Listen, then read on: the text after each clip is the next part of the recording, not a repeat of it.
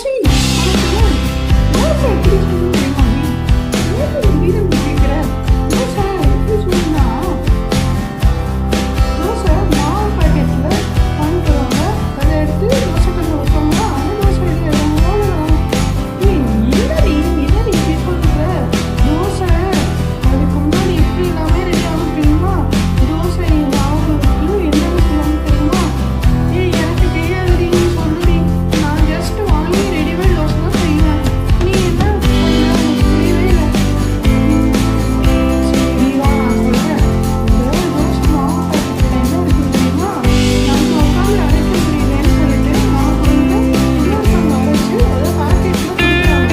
அப்படின்னா தோசை மாவு பாக்கெட்டில் நம்ம வாங்கி சாப்பிட்றோம்.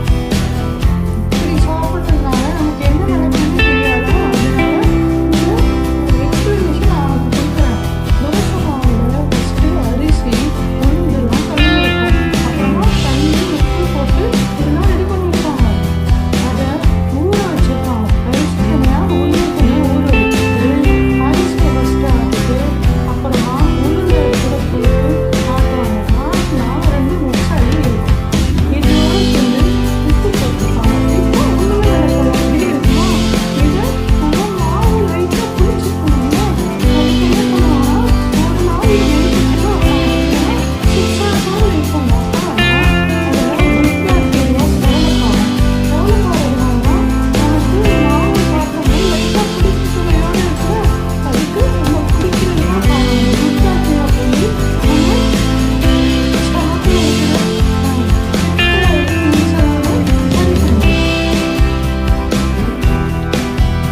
இருக்கிற இதுதான் தோசை மாவில் நடக்கும்.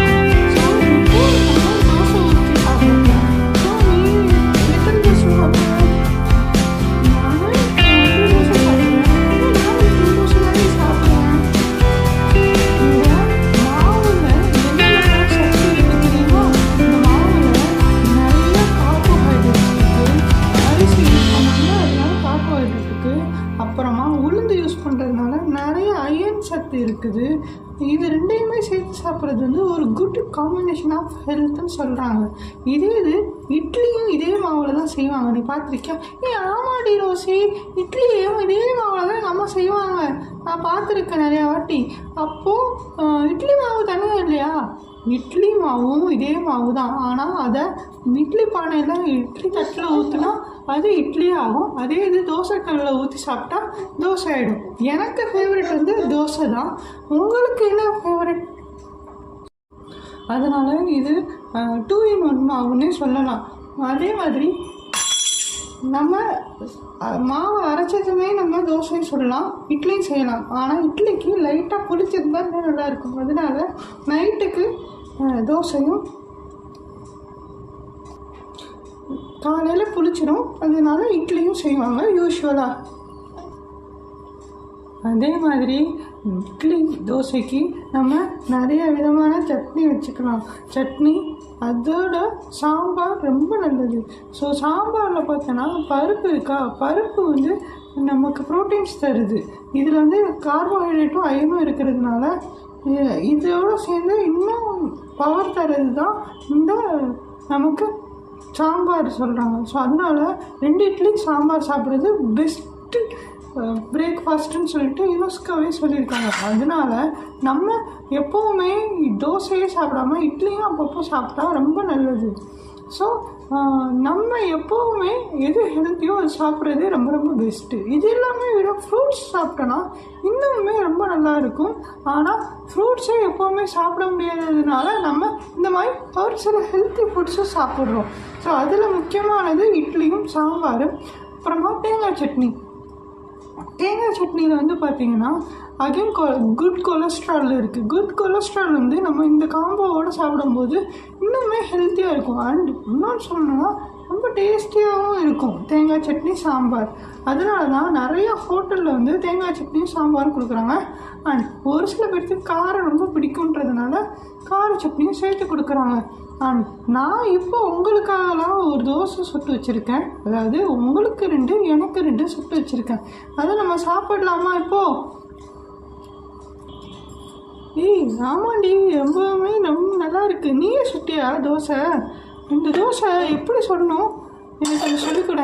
ஃபஸ்ட்டு எடுத்ததுமே நம்ம தோசையை அப்படியே சொல்லக்கூடாது. மாவு இருக்குல்ல, மாவை நல்லா கலக்கிக்கணும். ஏன்னா கீழே உளுந்து அரைச்சிருக்கும்ல, உளுந்து போய் கீழே தங்கிடும். வெறும் அரிசியில் சுற்றா தோசை ஒழுங்காகவே வராதா?